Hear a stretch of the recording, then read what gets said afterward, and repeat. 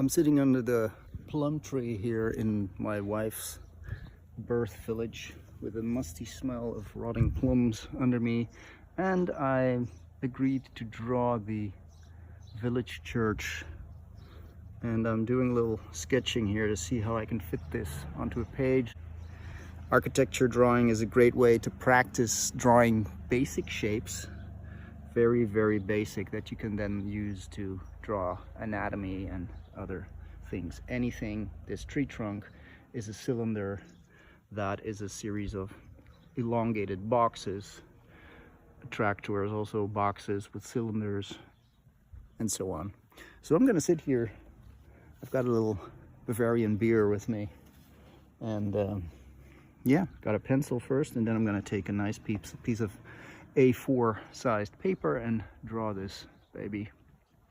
So I'm playing with the idea of not just drawing the church, but also using it as a way to make a statement.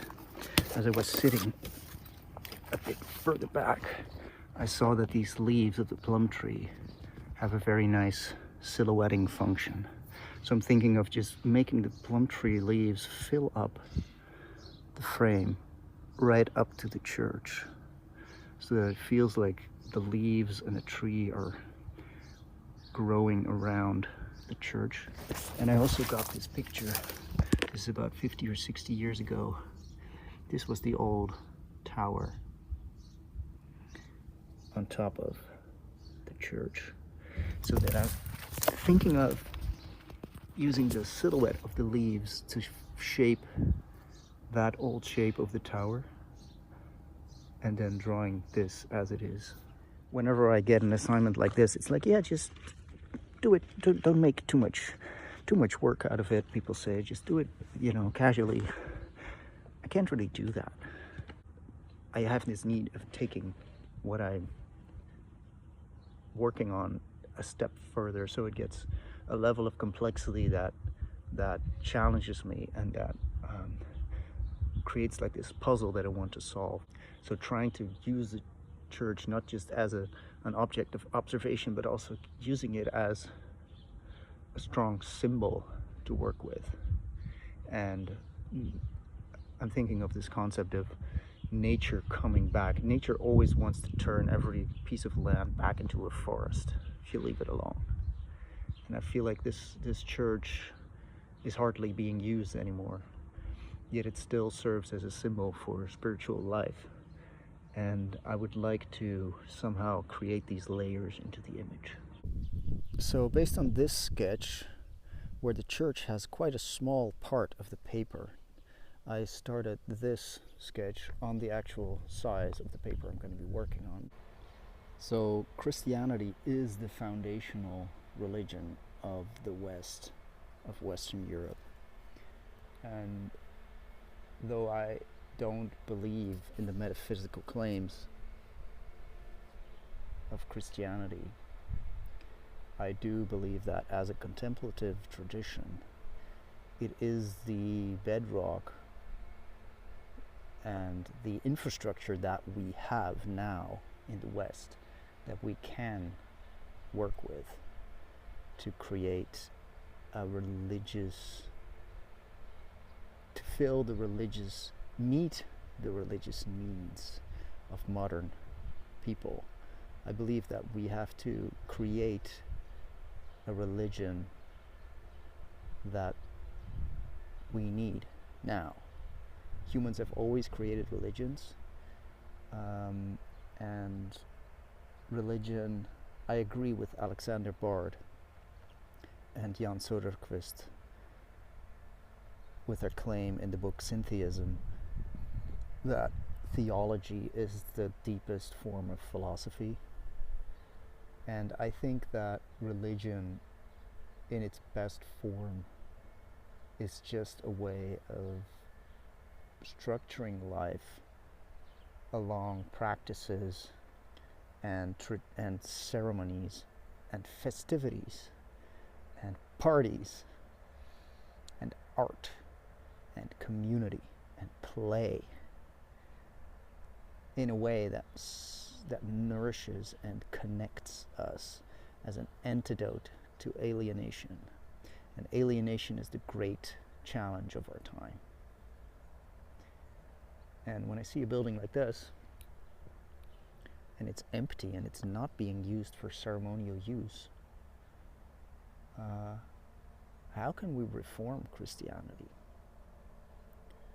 How can we make it so that we make it nourish us and give us what we need as a society, instead of having all that legacy be unused and just be this storehouse of wealth and power, while it's not really serving us. I think there's a lot of work to do, and I think there's a lot of potential in the Christian community, in the people who in the Christian community who are willing to reevaluate how Christianity can serve humanity, and to reinterpret the metaphysical claims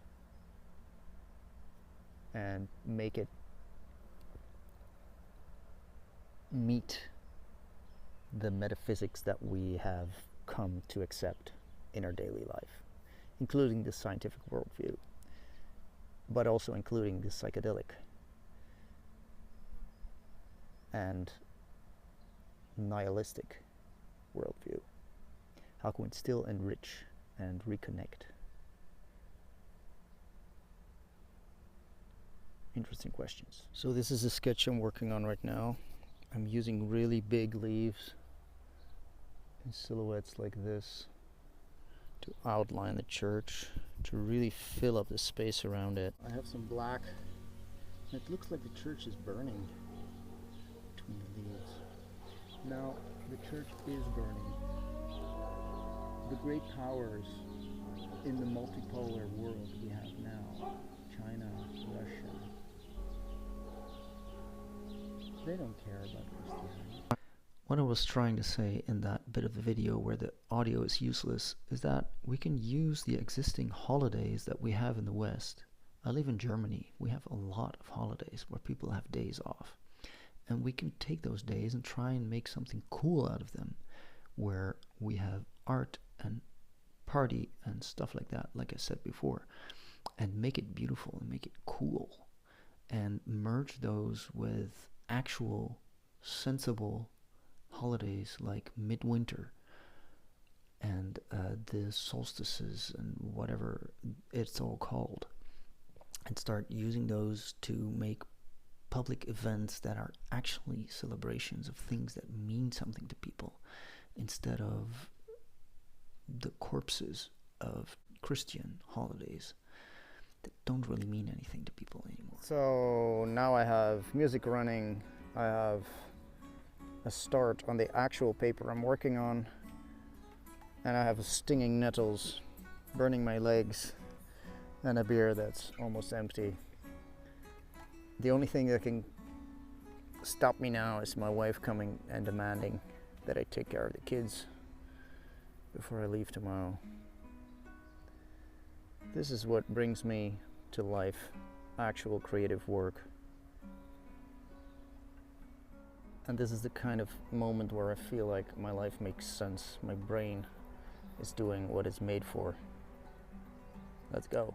So, using this grid I've drawn, I can easily copy the main data of the drawing, and I can quickly start using ink, so I can create a high contrast image of this high contrast image, giving me the freedom to play around with expression without having to think of construction. So I'm already way longer into the work than I expected to be. I started around 4 or 3:30, and I really like the way I'm working with contrast and letting go of perfectionism, which is something that we have to do in the age of AI. I've already had 2 encounters with a guy who asked me to do this, and I chose not to show the work in process, the work in progress to him, because I feel like it's something that needs to be contained, and I highly advise people to keep their work process contained to themselves until you've reached a certain moment when it's time to show it to people. If you really have freedom to choose whatever you want to make it, don't show it to people until it's done.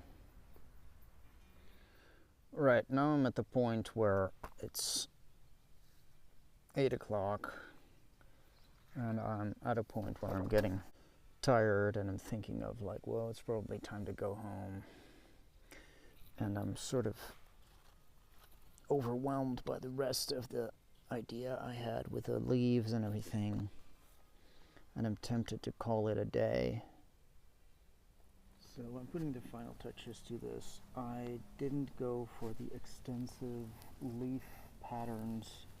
That would have taken me way more time, way more ink. I've now sort of opted for creating a playful pattern here, sort of mimicking veins in a leaf as the light goes through them. So I'm finishing up the drawing. I chose not to make the extensive leaf pattern. I just added a few leaves to sort of hint at this peak of the tower, which probably no one will interpret it like that. And I started adding an impression of the leaf pattern in a plum leaf, but only sort of an impression of it. I didn't want to put in all that time to study how that works. I have to go to bed. It's almost 9. I started at 3:30. It's enough. This is not my main business.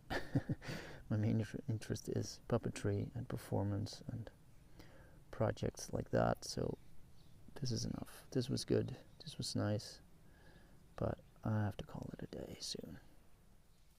There we are, the finished work. Okay, well, I'm quite happy with how it turned out. It was a great couple hours of practice, about 5 hours, and I must admit that I let go of my concept. I could have taken it way further, like in my sketch, but it's also good to just admit that time is up.